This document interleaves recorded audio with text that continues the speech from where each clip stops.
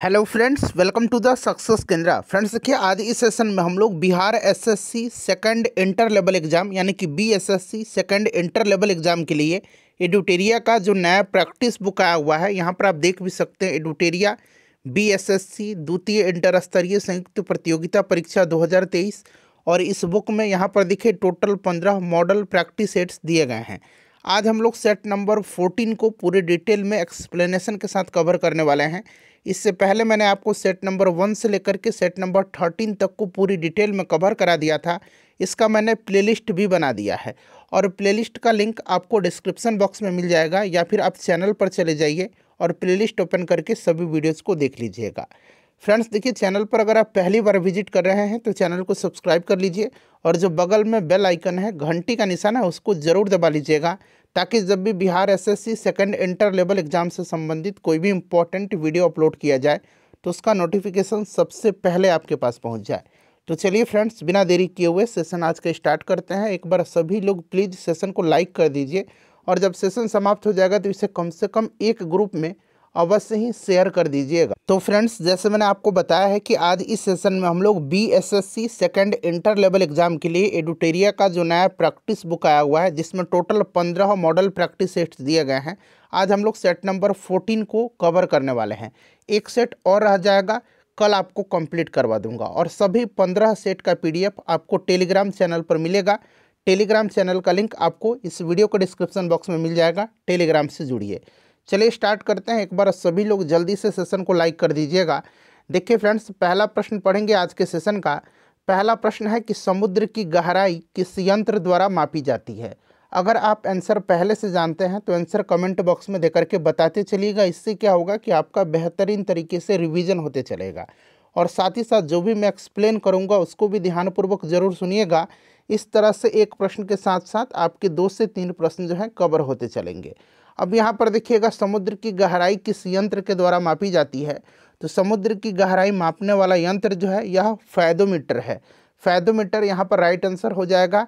Altimeter से वायुयान की ऊंचाई मापी जाती है।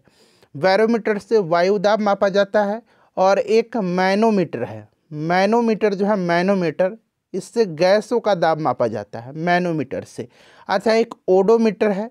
ओडोमीटर से क्या मापा जाता है? तो ओडोमीटर से जो है वाहनों द्वारा तय की गई दूरी मापी जाती है। और एक लैक्टोमीटर है।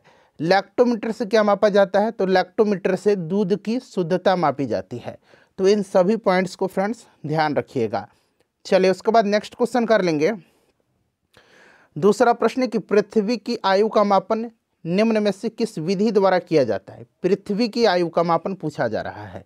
तो देखिए, पृथ्वी की आयु का मापन जो है यह यूरेनियम विधि से किया जाता है। यूरेनियम विधि के द्वारा पृथ्वी, पुरानी चट्टानों, इन सब की आयु ज्ञात करने में यूरेनियम डेटिंग विधि का प्रयोग किया जाता है। अच्छा, यहाँ पर देखिए कार्बन डेटिंग विधि है। इसके द्वारा कार्बनिक पदार्थों की आयु ज्ञात की जाती है। कार्बन डेटिंग विधि के द्वारा कार्बनिक पदार्थों की आयु ज्ञात किया जाता है। चलिए उसके बाद देखिएगा कि RH फैक्टर जो है, RH कारक किस जंतु में देखा गया था। ब्लड में पाया जाता है RH फैक्टर और इसकी खोज लैंड स्टीनर और विनर ने किया था। ठीक है ना, लैंड स्टीनर और विनर ने किया था। लैंड स्टीनर जो आपका जो ब्लड ग्रुप है उसके फादर इसको कहा जाता है, इनको जन्मदाता कहा जाता है। ब्लड ग्रुप का खोज इन्होंने किया था। इन्होंने लैंड स्टीनर और विनर ने RH फैक्टर का जो खोज किया था, पता लगाया था। एक तरह का यह एंटीजन है जो रक्त में होता है। और इन्होंने रीसस बंदर में, एक रीसस बंदर है उसी में इस तत्व का पता लगाया था, इसीलिए इसका नाम RH फैक्टर दिया गया। तो ये बंदर हो जाएगा रीसस बंदर। ठीक है ना। चलिए उसके बाद देखिएगा कि मिलेराइट निम्न में से किसका अयस्क है। देखिए फ्रेंड्स, 2017 में Bihar SSC first inter level अभी आया हुआ था, मतलब ये दूसरी बार आया हुआ, सेकंड इंटर लेवल है। इससे पहले पहला आया हुआ था, 2017 में इसका एग्ज़ाम हुआ था और एग्ज़ाम 2 शिफ्ट में हुआ था, कैंसिल हो गया। फिर 2018 में कई बार एग्ज़ाम हुआ था, फिर फाइनली जा कर के इसका मेंस 2020 में लिया गया था। तो जितने भी first inter level Bihar SSC में हिस्ट्री के प्रश्न पूछे गए हैं उनको कल ही मैंने कवर कराया हुआ है। इसी प्रकार से मैं आपको पॉलिटी, ज्योग्राफी, साइंस, इकोनॉमिक्स, इन सब को कवर करवा दूंगा। अगर आपने हिस्ट्री वाला कल वाला वीडियो नहीं देखा है तो ज़रूर देखिएगा, लिंक आपको डिस्क्रिप्शन बॉक्स में मिल जाएगा। चलिए देखिए, मिलेराइट जो है यह किसका अयस्क है। तो मिलेराइट जो है यह अयस्क है निकेल का, निकेल यहाँ पर राइट आंसर हो जाएगा, ठीक है ना। अच्छा, एक कार्नेटाइट है, कार्नेटाइट याद रखिएगा, ये बड़ा पूछा जाता है। कार्नेटाइट, कार्नेटाइट किसका अयस्क है? तो कार्नेटाइट जो है यह यूरेनियम का अयस्क है। देखिए कशेरुक रज्जु में कितनी जोड़ियां तंत्रिका निकलती हैं? कशेरुक रज्जु में कितने जोड़ियां तंत्रिका निकलती हैं? तो देखिए कशेरुक रज्जु में 31 जोड़ियां तंत्रिका निकलती है, जिन्हें स्पाइनल तंत्रिकाएं कहा जाता है। तंत्रिकाएं हाथ पैरों की पेशियों, त्वचा की ग्रंथियों, श्रवण ज्ञानेंद्रियों आदि को मेरु रज्जु से जोड़ती है। तो यहाँ पर 31 जोड़ी यहाँ पर राइट आंसर हो जाएगा। देखिए प्रतिवर्ती क्रियाओं का नियंत्रण केंद्र कहाँ पर होता है? प्रतिवर्ती क्रियाओं का नियंत्रण केंद्र जो होता है यह कशेरुक रज्जु यानी कि मेरु रज्जु में होता है। तो यहाँ देखिए कशेरुक रज्जु दिया गया, option number A right answer हो जाएगा। चलिए उसके बाद देखिए मानव शरीर के तापकरण के संबंध में कौन सा कथन जो है सही दिया गया, ये आपसे पूछा जा रहा है। सर्दी के मौसम में घट जाता है, गलत दिया गया है। गर्मी के मौसम में बढ़ जाता है, ये भी गलत है। सर्दी के मौसम में बढ़ जाता है, ये भी गलत है। किसी भी मौसम में जो मनुष्य के शरीर का तापमान है वह बदलता नहीं है, उसमें कोई भी परिवर्तन नहीं होता है, ये वाला स्टेटमेंट सही दिया गया है। चलिए उसके बाद नेक्स्ट क्वेश्चन कर लेंगे कि रक्त में ऑक्सीजन की सांद्रता में कमी आने पर श्वास की गति क्या होगी। ये प्रश्न शायद आपको पहले भी इसी बुक वाले सेट में कहीं मिला था। तो देखिए सांद्रता की कमी जो होगी तो आपका क्या होगा, श्वास की गति जो होगी बढ़ जाएगी। तो ये बढ़ जाती है, देखिए सामान्य से बढ़ जाती है, option number A right answer इसका हो जाएगा। उसके बाद देखिए लंबाई की न्यूनतम इकाई निम्न में से कौन है? लंबाई की न्यूनतम इकाई जो है इसमें से कौन है? तो फ्रेंड्स इसमें से आपका फॉर्मीमीटर हो जाएगा। देखिए एक फॉर्मीमीटर में होता है 10⁻⁻15 मीटर, ठीक है ना, याद रखिए। एक माइक्रोन में 10⁻⁻6 मीटर होता है। नैनोमीटर में होता है आपका 10⁻⁻9 मीटर, और एंगस्ट्रम में होता है आपका 10⁻10 मीटर। तो सबसे छोटा ऑप्शन नंबर बी फॉर्मीमीटर होगा। चलिए क्वेश्चन नंबर 10 कर लेंगे। यहाँ से है कि शरीर का ऐसा कौन सा अंग है जो हर समय काम करता रहता है? शरीर का ऐसा कौन सा अंग है जो हमेशा कार्य करता रहता है? तो यह अंग हृदय है। हृदय हमेशा काम करेगा, यदि यह काम करना बंद कर दे तो आपका हमारा काम तमाम हो जाएगा। इसीलिए हृदय जो होगा यहाँ पर राइट आंसर हो जाएगा, option number B correct answer हो जाएगा, ठीक है। चलो उसके बाद देखिएगा कि निम्न में से किसका या किनका बीमीय सूत्र जो है यहाँ पर देखिए। अब इसको मैं आपको समझा देता हूँ, देखकर बिल्कुल मत हड़बड़ाइएगा। देखिए यहाँ पर मास जो है वो 0 दिया गया है, यानी कि मास का यूनिट यहाँ पर देखिए केजी होता है। यह आपका लेंथ है, लेंथ का यहाँ पर देखिए पावर 1 दिया गया, यानी कि ये अब तो केजी भूल जाइए, अब ये मीटर दिया गया है, ठीक है। और यहाँ ऊपर इन्वर्स में दिया गया है टाइम को, और टाइम यानी कि पावर 1 दिया गया है। अगर 2 रहा था तो यहाँ पर जैसे कि L पर 2 रहा था पावर में, तो ये मीटर स्क्वायर होता है, ठीक है ना। तो 1 दिया गया यानी कि 1 मीटर है, ठीक है ना। तो 1 मीटर है, और यहाँ पर टाइम पर देखिए इन्वर्स में 1 दिया गया यानी कि बटा आपका सेकंड है। तो ये मीटर पर सेकंड किसका यूनिट है बताइए? तो यह सिंपल सा बात है, चाल का यूनिट होगा, option number A right answer हो जाएगा, ठीक है। चलिए अब त्वरण का देखिए एक समझा देता हूँ मैं। त्वरण का अगर आप डायमेंशनल फार्मूला लिखेंगे तो क्या होगा? त्वरण का m, ठीक है ना, क्योंकि मीटर पर सेकंड स्क्वायर होता है त्वरण का यूनिट। तो इसको कैसे लिखेंगे? यहाँ पर m मास 0 हो जाएगा। देखिए लंबाई यानी कि जो लेंथ है वो मीटर में L 1 होगा, और इस सेकंड में यहाँ पर देखिए जब ऊपर इन्वर्स में जाएंगे तो -2 हो जाएगा। तो ये आपका इस तरह मतलब यहाँ पर t हो जाएगा, इस तरह से t हो जाएगा समय का। तो ये आपका त्वरण का डायमेंशनल फार्मूला है। तो इस तरह से आप ध्यान रखिएगा। श्वास के दौरान वायु के गमन का सही क्रम क्या है? श्वसन के दौरान वायु के जो गमन का है सही क्रम, तो सबसे पहले तो आपका नासा मार्ग होगा, फिर उसके बाद ट्रैकिया, फिर ब्रोंकाई, और फिर ब्रैक्यूल्स। तो यहाँ पर ऑप्शन नंबर यहाँ पर बी यहाँ पर राइट आंसर हो जाएगा। चलिए उसके बाद नेक्स्ट क्वेश्चन कर लेंगे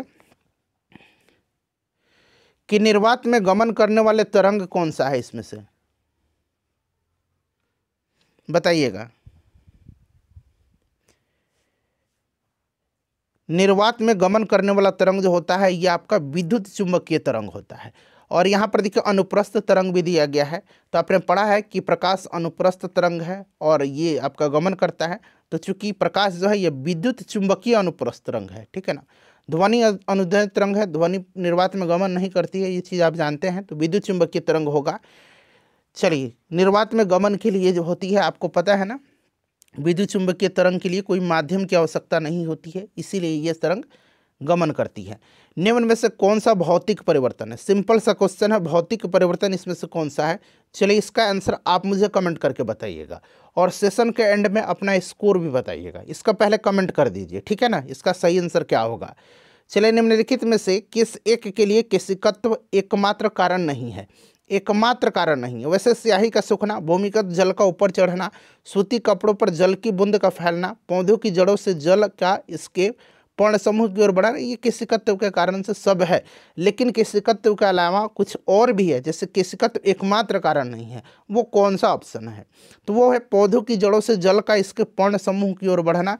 ये आपके केशिकत्व के अतिरिक्त ससंजन इसके कारण भी होता है। ससंजन जो होता है, ससंजन तथा पर्ण समूह की क्रिया भी इसमें आपको देखने को मिलती है, इसीलिए ऑप्शन डी राइट आंसर हो जाएगा। बाकी में केवल केशिकत्व है। चलिए, निम्न में से कौन सा तत्व नहीं है? ये बीपीएससी में प्रश्न पूछा भी गया है, यहाँ पर आपका गैस हो जाएगा राइट आंसर, ठीक है ना। चलिए, उसके बाद देखिए, ठोस कार्बन डाइऑक्साइड को किस दाब पर संग्रहित किया जाता है? ठोस कार्बन डाइऑक्साइड बताइए। तो फ्रेंड्स देखिए, इसको किया जाता है उच्च दाब पर, ठीक है ना। ठोस कार्बन डाइऑक्साइड को उच्च दाब पर किया जाता है, CO2 को उच्च दाब पर संग्रहित किया जाता है। जब वायुमंडलीय दाब का माप 1 एटमॉस्फेयर हो तो ठोस कार्बन डाइऑक्साइड द्रव अवस्था में आए बिना सीधे गैस में परिवर्तित हो जाती है। इसीलिए ठोस कार्बन डाइऑक्साइड को जो है शुष्क बर्फ भी कहा जाता है, ड्राई आइस कहा जाता है, ये आपने पढ़ा भी होगा। चले, तो यहाँ पर उच्च दाब हो जाएगा इसका राइट आंसर। उसके बाद देखिए, कृषि में प्रयुक्त यूरिया, यूरिया में नाइट्रोजन की मात्रा पूछा जा रहा है। यूरिया का फॉर्मूला बहुत ही सिंपल है, NH2CONH2। अब इसमें आपसे पूछा जाए कि यूरिया में नाइट्रोजन के कितने एमाइड समूह पाए जाते हैं? तो 2 एमाइड समूह पाए जाते हैं, ये ध्यान रखिएगा। 46% इसमें यूरिया होता है, ठीक है ना। चलिए, उसके बाद नेक्स्ट क्वेश्चन है हमारा, नाइट्रोजन होता है यूरिया में। निम्नलिखित में से कौन सा एक वायु प्रदूषण का जैव सूचक है? तो वायु प्रदूषण का जो है मॉस और लाइकेन आपको पता भी है, तो यहाँ पर लाइकेन दिया गया है। लाइकेन कवक और शैवाल के मिलने से बनता है, तो लाइकेन राइट आंसर हो जाएगा। दंत लवक, जिसको कि हम लोग इनेमल बोलते हैं, निम्नलिखित में से कैल्शियम के किस यौगिक से बनता है? दंत लवक यानी कि इनेमल जो है यह शरीर का सबसे कठोरतम भाग होता है और यह कैल्शियम फॉस्फेट का बना होता है, कैल्शियम फॉस्फेट का। देखिए, वाष्पीकरण के कारण शीतलता कैसे होती है? वाष्पीकरण के कारण शीतलता जो होती है, ठंडापन जो होता है, ये कैसे होता है? तो इसका कारण है द्रव्य के कण द्वारा ऊर्जा अवशोषित करने के कारण, ठीक है ना, ऊर्जा अवशोषित करने के कारण। तो यहाँ पर आपका option number B right answer हो जाएगा। देखिए, किस वैज्ञानिक ने द्रवों की विभाज्यता का सिद्धांत सर्वप्रथम प्रस्तुत किया था? द्रवों की विभाज्यता, ठीक है ना, ये सिद्धांत जो है आपको जॉन डाल्टन ने 1808 में अपने परमाणु सिद्धांत को प्रस्तुत किया था। और डाल्टन ने द्रव्यमान के संरक्षण के नियम एवं निश्चित अनुपात के नियम भी इन्होंने युक्ति संगत इन दोनों की व्याख्या भी किया था। तो ऑप्शन नंबर यहाँ पर ए राइट आंसर हो जाएगा। देखिए, निकट दृष्टि दोष में किस लेंस का उपयोग किया जाता है? अब देखिए, निकट और यहाँ पर दीर्घ, ये तो आपको भी पता होगा। तो निकट और दीर्घ, बड़ा वाला के साथ आपका बड़ा अवतल लेंस हो जाएगा, ठीक है ना, और छोटा वाला के साथ उत्तल लेंस हो जाएगा। चलिए, उसके बाद देखिएगा कि मैग्नीशियम क्लोराइड का रासायनिक सूत्र निम्न में से क्या है? मैग्नीशियम क्लोराइड, सिंपल सा क्वेश्चन है, MgCl2 होगा, क्लियर ना। चलिए, सोडियम क्लोराइड का NaCl होता है। नेक्स्ट क्वेश्चन है, तड़ित चालक का आविष्कार किसने किया था? तड़ित चालक का आविष्कार बेंजामिन फ्रैंकलिन ने किया था, ठीक है ना। तो यहाँ पर बेंजामिन फ्रैंकलिन दिया गया है, ध्यान रखिएगा। एडिसन जो है, इन्होंने विद्युत बल्ब का खोज किया था, ठीक है। चलिए, उसके बाद देखिए, आर्थिक समीक्षा 2022-23 के अनुसार भारत क्रय शक्ति समता, ठीक है ना, क्रय शक्ति समता, ध्यान से सुनिएगा, उसके संदर्भ में भारतीय अर्थव्यवस्था का क्रम क्या है? तो देखिए, भारत जो है क्रय शक्ति समता के संदर्भ में विश्व की तीसरी, क्रय शक्ति समता के संदर्भ में विश्व का तीसरी यानी कि तीसरा, और विनिमय दर के संदर्भ में अगर पूछा जाएगा तो विश्व की 5वीं सबसे बड़ी अर्थव्यवस्था है। विनिमय दर में 5वां और क्रय शक्ति समता में तीसरा है, ध्यान रखिएगा, ठीक है ना। चलिए, उसके बाद देखिएगा कि राजस्थान सरकार ने भारत के पहले वेटलैंड शहर के रूप में किस शहर को विकसित करने की योजना बनाई है? भारत का पहला है इसलिए महत्वपूर्ण है। यह शहर आपका उदयपुर है, ठीक है ना, उदयपुर हो जाएगा इसका राइट आंसर। उदयपुर को पूर्व से झीलों का शहर के रूप में भी माना जाता आ रहा है, तो ये भी याद रखिएगा, उदयपुर हो जाएगा। चलिए, लॉरियस एम्बेसडर के रूप में जो है हाल ही में किस खिलाड़ी को चुना गया है? लॉरियस एम्बेसडर के रूप में चुना गया है नीरज चोपड़ा को। नीरज चोपड़ा राइट आंसर हो जाएगा, ध्यान रखिएगा, correct answer. Neeraj Chopra javelin throw से संबंधित हैं, ठीक है ना, भाला फेंक से। चलिए, 29 नंबर क्वेश्चन है हमारा कि अक्टूबर 2023 में किसे नवरत्न का दर्जा दिया गया? अब यहाँ पर थोड़ा सा ध्यान दीजिएगा, आपका 3 प्रश्न कवर हो जाएगा। नवरत्न पूछा गया है, तो अक्टूबर 2023 में पूछा गया, तो नवरत्न यहाँ पर देखिएगा राइट्स लिमिटेड है। यह रेल मंत्रालय के तहत एक प्रमुख केंद्रीय सार्वजनिक क्षेत्र उद्यम राइट्स लिमिटेड है, इसी को जो है नवरत्न का दर्जा दिया गया। और देखिए, अभी हाल ही में इसके अलावा इरकॉन को भी दिया गया है, इरकॉन को भी दिया गया है, शायद ये अक्टूबर में ही दिया गया था, इरकॉन को भी और राइट्स लिमिटेड को भी। तो अब जो है नवरत्न कंपनी टोटल 16 हो गई है, ठीक है, ये चीज़ आप याद रखिएगा, प्रश्न सीधे पूछा जाएगा। नवरत्न की तो बात हो गई, अब बात करते हैं महारत्न की। तो अगस्त 2023 में ऑयल इंडिया लिमिटेड को जो है महारत्न का दर्जा दिया गया, तो महारत्न जो है अब 13 हो गया है, ये भी आप ध्यान रखिएगा। चलिए, महारत्न, ऑयल इंडिया लिमिटेड को, और नवरत्न पूछेगा तो राइट्स लिमिटेड, या राइट्स बना लीजिए, राइट्स लिमिटेड, और इरकॉन को, इरकॉन को, ठीक है ना, इरकॉन आपने हिंदी में बहुत लोगों ने ऐसे पढ़ा होगा। चलिए, अर्जुन पुरस्कार विजेता श्री अमित का संबंध किस खेल से है? तो अमित का संबंध जो है ये बॉक्सिंग से है, बॉक्सिंग राइट आंसर हो जाएगा, option number A correct answer हो जाएगा, ठीक है ना, याद रखिएगा। अच्छा, सुशीला देवी का नाम भी याद रखना है, इनका संबंध जूडो से है, सुशीला देवी, सुशीला देवी, इनका संबंध जूडो से है। चले, किस आईआईटी के वैज्ञानिकों ने कृत्रिम हृदय तैयार किया है?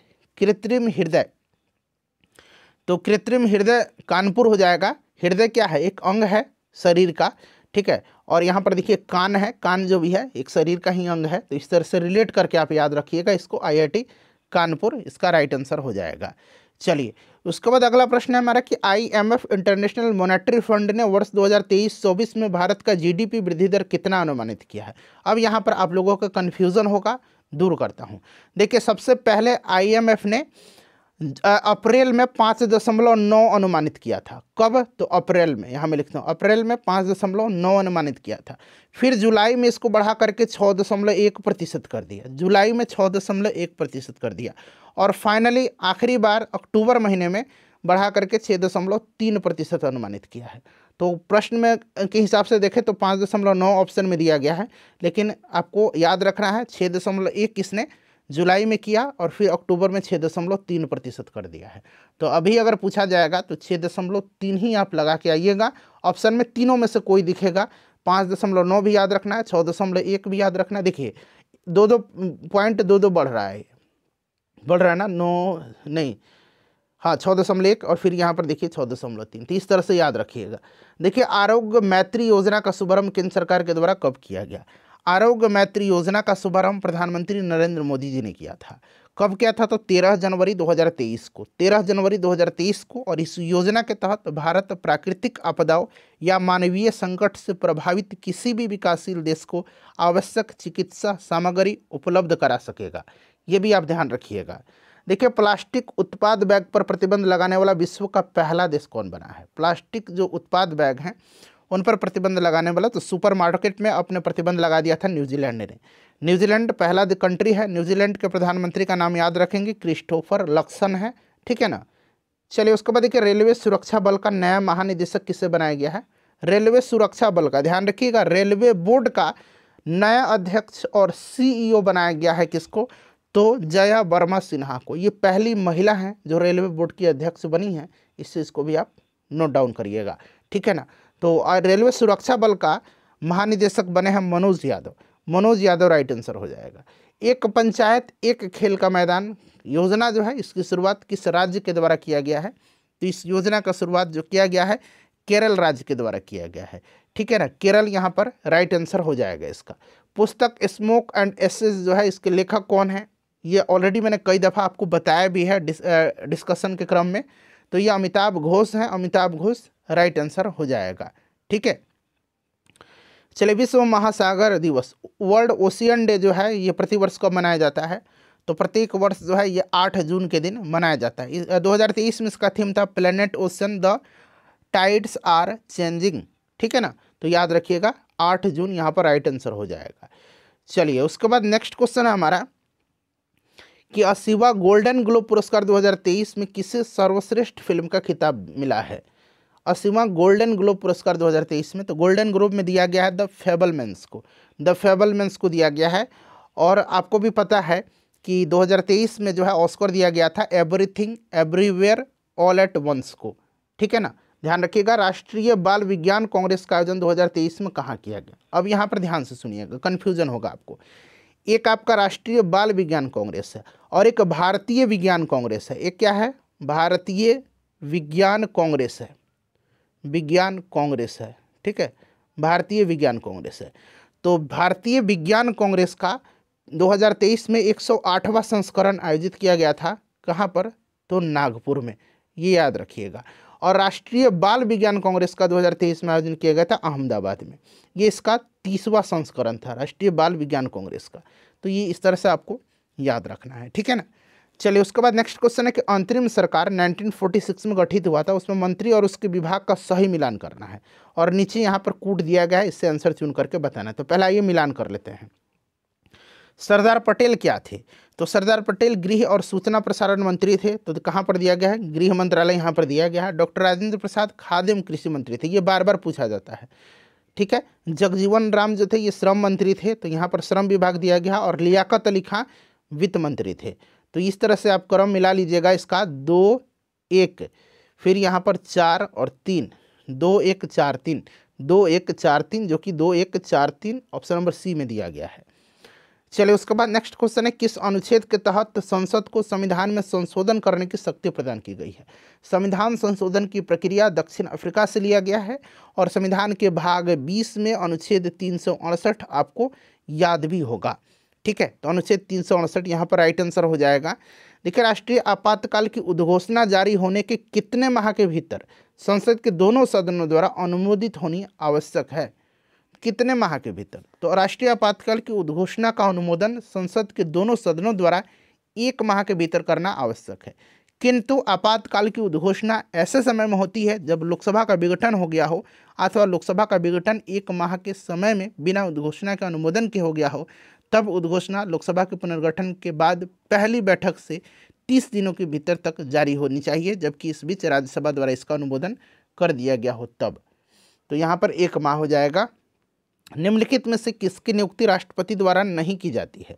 प्रधानमंत्री की नियुक्ति बिल्कुल करते हैं, संघ शासित प्रदेश के मुख्यमंत्री बिल्कुल इनको करते हैं, महान न्यायवादी को भी करते हैं, आर्टिकल 76 आपको याद होगा, अटॉर्नी जनरल जो अभी की कौन है? आर वेंकट रमनी है।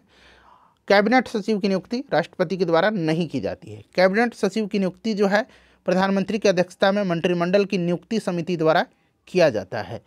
चलिए, उसके बाद देखिएगा कि भारतीय संसद निम्नलिखित में से किससे मिलकर के बनती है? तो ये भी भाई पूछने की बात है क्या?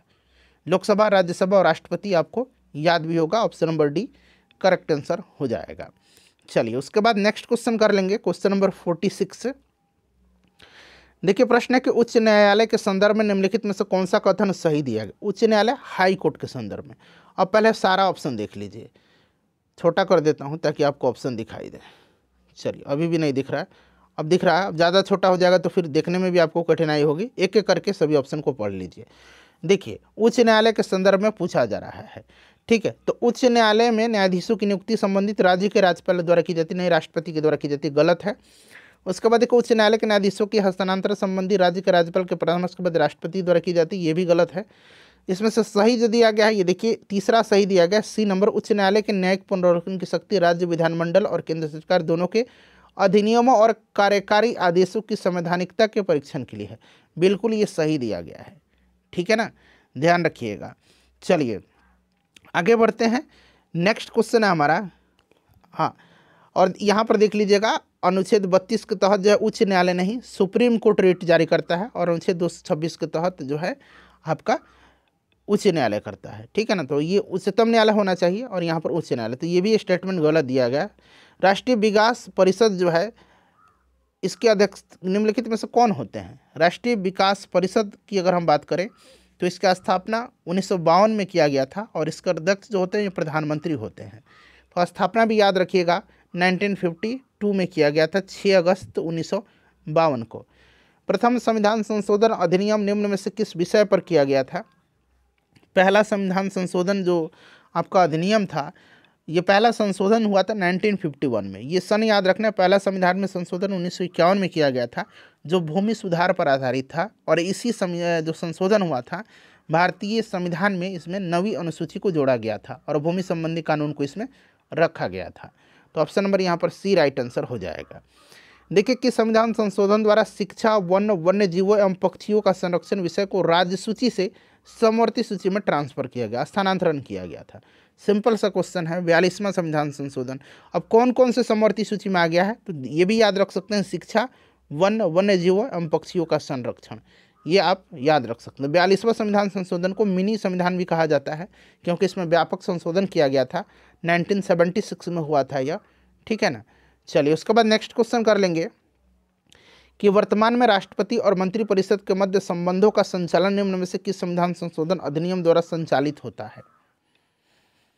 तो यह 44वां संविधान संशोधन अधिनियम 1978 है, 1978 है, इसी के द्वारा जो है होता है, ध्यान रखिएगा। चलिए उसके बाद देखिए कृष्ण छिद्र सिद्धांत के प्रतिपादक कौन थे? कृष्ण छिद्र ब्लैक होल पूछा गया है, तो यह आपका एस चंद्रशेखर राइट आंसर हो जाएगा, एस चंद्रशेखर राइट आंसर हो जाएगा, ठीक है। चलिए उसके बाद नेक्स्ट क्वेश्चन है हमारा कि यूरोप में पेरिनीज पर्वत श्रृंखला है, पेरिनीज पर्वत श्रृंखला है, यह किन दो देशों को अलग करती है? ये क्वेश्चन कई दफ़ा पूछा भी जा चुका है। तो पेरिनीज जो है ये स्पेन और फ्रांस को अलग करती है, तो स्पेन और फ्रांस दिया गया है।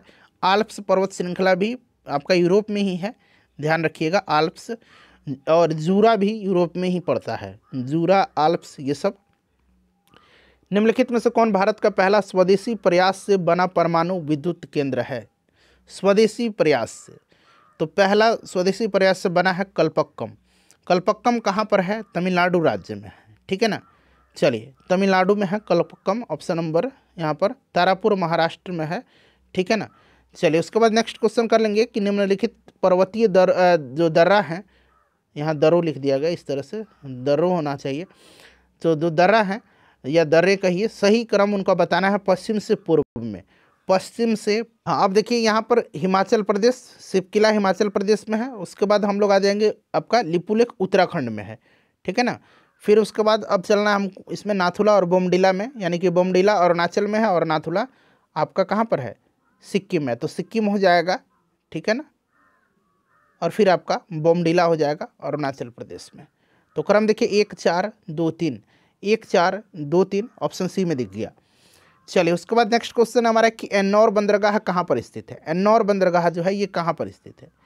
एन्नौर बंदरगाह जो है ये तमिलनाडु में स्थित है, ठीक है ना, तमिलनाडु में स्थित है। यह बंदरगाह कोरोमंडल तट पर अवस्थित है, याद रखिएगा। तो ये तमिलनाडु हो जाएगा।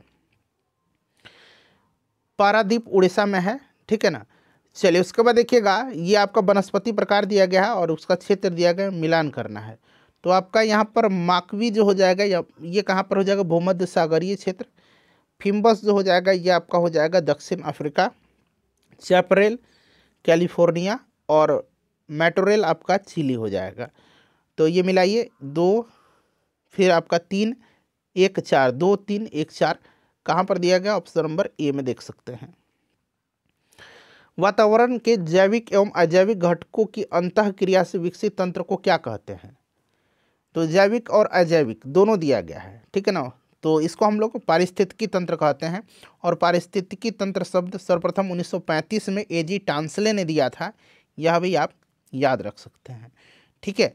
चलिए उसके बाद नेक्स्ट क्वेश्चन कर लेंगे। तो यहाँ पर पारिस्थितिकी तंत्र हो जाएगा, और पारिस्थितिकी तंत्र के जैविक और अजैविक घटकों के बीच संबंध को क्या कहा जाता है? तो होलो, यहाँ हम लिख देता हूँ, इसको कहा जाता है होलो केनोसिस, ठीक है ना। अंग्रेजी में लिख देता हूँ आपका होलो COENOSIS, ठीक है। चलिए देखिए मौसम आधारित फसल बीमा योजना सर्वप्रथम लागू की गई थी। मौसम आधारित फसल बीमा एक प्रधानमंत्री फसल बीमा योजना है। तो प्रधानमंत्री फसल बीमा योजना को 18 फरवरी 16 को लॉन्च किया गया था, प्रधानमंत्री फसल बीमा योजना को। ये मौसम आधारित फसल बीमा योजना है, सर्वप्रथम लागू किया गया था 2007 में कर्नाटक में, ठीक है ना, कर्नाटक राइट आंसर हो जाएगा। कृषि मूल्य आयोग की स्थापना कब किया गया था?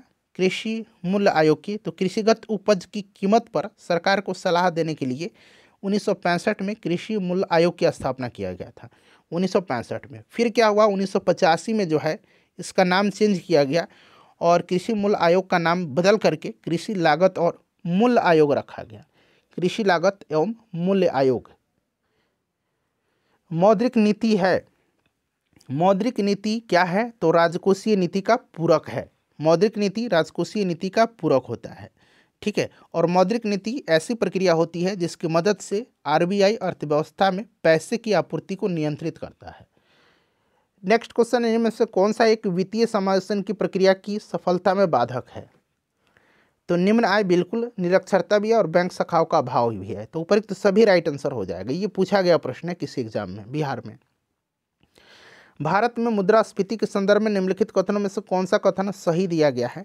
तो यहाँ मैं सीधे आपको आंसर बता देता हूँ कौन सा कथन सही है। तो ऑप्शन सी हो जाएगा, घटा हुआ मुद्रा परिचलन मुद्रास्फीति के नियंत्रण में सहायता होता है। ऑप्शन नंबर यहाँ पर सी राइट आंसर हो जाता है। मुद्रास्फीति अर्थात मुद्रा का प्रसार जब अर्थव्यवस्था में ज़्यादा हो जाता है तो मुद्रास्फीति की स्थिति जो होती है उत्पन्न होती है।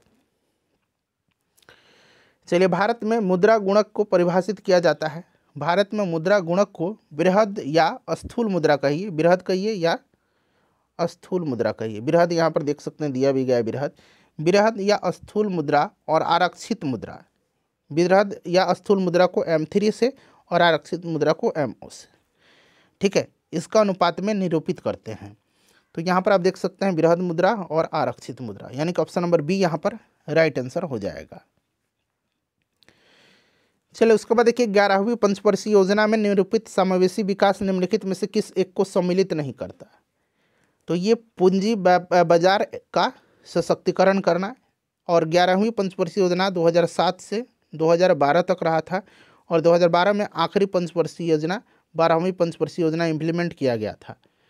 चलिए, उसके बाद नेक्स्ट क्वेश्चन करेंगे कि मार्च 1931 में भगत सिंह, राजगुरु और सुखदेव की फांसी के विरोध में आरा में किसके नेतृत्व में विशाल जनसभा आयोजन किया गया था? 23 मार्च 1931 को भगत सिंह, राजगुरु और सुखदेव की फांसी के विरोध में आरा में जो आयोजित किया गया था सभा, उसका नेतृत्व कुसुम कुमारी देवी ने किया था। तो यहाँ पर कुसुम देवी दिया गया है। चलिए, निम्नलिखित में से किस समिति का गठन देशी रियासतों के लिए किया गया था? देशी रियासतों के लिए गठित किया गया था बटलर समिति। इसका गठन 1927 में लॉर्ड इरविन ने किया था, ठीक है ना। तो बटलर समिति राइट आंसर हो जाएगा। हिल्टन यंग कमेटी आपको याद है, इसी की सिफारिश पर आरबीआई के जो है स्थापना किया गया था। ब्रिटिश शासन के दौरान कौन सी भू राजस्व व्यवस्था सबसे ज़्यादा क्षेत्रों में लागू की गई थी? तो यह रैयतवाड़ी व्यवस्था है। रैयतवाड़ी व्यवस्था, टॉमस मुनरो ने भारत में रैयतवाड़ी व्यवस्था का प्रारंभ व्यापक स्तर पर किया था और इस व्यवस्था में कर्नल रीड और एल्फिस्टन भी जुड़े हुए थे। तो ये भी आप ध्यान रखिएगा, ठीक है ना। तो ये रैयतवाड़ी व्यवस्था, स्थायी बंदोबस्त कॉर्नवालिस ने लागू किया था। निम्नलिखित विद्रोह का कालक्रम अनुसार कौन सा विकल्प सही व्यवस्थित है? तो सबसे पहले तो सब विद्रोह का ईयर जानना पड़ेगा, वर्ष जानना पड़ेगा। तो देखिए, सन्यासी विद्रोह यहाँ पर ऑप्शन बी सही होगा। सन्यासी विद्रोह जो हुआ था ये आपका 1763 से 1800 ईस्वी के दरमियान हुआ था, ठीक है ना। उसके बाद नील विद्रोह आपका 1859 से 1860 के दरमियान हुआ था। उसके बाद पाबना विद्रोह की बात करते हैं, 1873 से 76 के दरमियान हुआ था, ठीक है। चलिए, उसके बाद और भी विद्रोह शायद दिया गया है। उसके बाद यहाँ पर आप देख सकते हैं फकीर विद्रोह कहीं दिख रहा है क्या? नहीं, यही तीनों है। तो ऑप्शन यहाँ पर बी राइट आंसर हो जाएगा। भारत में प्रकाशित होने वाला समाचार पत्र बंगाल गजट के प्रकाशक कौन थे? बंगाल गजट का प्रकाशन 1780 में कोलकाता से जेम्स ऑगस्टस हिक्की ने किया था, जेम्स ऑगस्टस हिक्की ने। चलिए, विलियम जोन्स ने the Asiatic society of Bengal की स्थापना किया था, याद रखिएगा। वारेन हेस्टिंग के समय की ये घटनाएं हैं। देखिए, अरुंडेल कमेटी जो थी 1906 में गठित की गई थी, निम्न में से किसकी सिफारिश किया था? अरुंडेल कमेटी का गठन लॉर्ड मिंटो ने किया था और इन्होंने जो है सिफारिश किया था बंगाल विभाजन को रद्द करके विभाजित बंगाल को पुनः संयुक्त करने के लिए। तो यहाँ पर देखिए, विभाजित बंगाल को पुनः संयुक्त करने के लिए, ठीक है। चलिए, निम्नलिखित संस्थाओं को उनके स्थापना के आधार पर क्रमवार सजाएं। अच्छा, इंडियन लीग की स्थापना की बात करते हैं तो इंडियन लीग की स्थापना 1875 में शिशिर कुमार घोष ने किया था। मद्रास महाजन सभा की स्थापना जो है 1884 में वी राघवाचारी, जी सुब्रमण्यम और आनंद चार्लू ने किया था। उसके बाद बॉम्बे एसोसिएशन की बात करते हैं तो 1852 में इसकी स्थापना दादा भाई नौरोजी ने किया था। और इंडियन एसोसिएशन की स्थापना 1875 में, इंडियन एसोसिएशन के 1876 में सुरेंद्र नाथ बनर्जी और आनंद मोहन बोस ने किया था। तो ये क्रम आप लगा लीजिए, सबसे पहले तीसरा, फिर आपका पहला, फिर आपका हो जाएगा चौथा, फिर आपका हो जाएगा दूसरा। Option number B right answer हो जाएगा। निम्न में से किस शासक ने गुलरुखी नाम से कविताओं की रचना की? गुलरुखी नाम से कविताएं लिखता था कौन? तो सिकंदर लोदी। याद रखिएगा, option number A right answer हो जाएगा। चलिए 73 नंबर क्वेश्चन है हमारा कि निम्न में से कौन सा युग्म सुमेलित नहीं है? एक तरफ स्थल दिया गया है और एक तरफ किस नदी के किनारे थे? सिंधु सभ्यता का स्थल। तो इसमें से आप देख सकते हैं मोहनजोदड़ो, सिंधु, कालीबंगा, घग्गर, रोपड़ जो है ये चेनाब के किनारे नहीं है, रोपड़ जो है ये सतलज के किनारे है। बाकी कोटदीजी, सिंधु ये भी सही है, तो गलत है ऑप्शन नंबर सी। चंदावर के युद्ध किस किस के बीच हुआ था? चंदावर के युद्ध जो है याद रखिएगा ये 1194 में हुआ था। किसके बीच? तो मोहम्मद गौरी और जयचंद के बीच में हुआ था। तो ऑप्शन नंबर यहाँ पर मोहम्मद गौरी और जयचंद के बीच हुआ था। मोहम्मद गौरी की जीत हुई थी, जयचंद हार गए थे। आखिरी क्वेश्चन है, इन 75 प्रश्नों में से अपना स्कोर बताइएगा, ठीक है ना। आपको पता है कि 75 से आगे 76 से 150 तक में जो है मैथ रीजनिंग के प्रश्न होते हैं। निम्नलिखित चीनी बौद्ध यात्रियों में सबसे बाद में भारत में यात्रा किसने की थी? सभी का पीडीएफ आपको टेलीग्राम पर मिल जाएगा, टेलीग्राम से जुड़िए, लिंक डिस्क्रिप्शन में आपको मिलेगा। तो ये आपका Itsing right answer option number B हो जाएगा।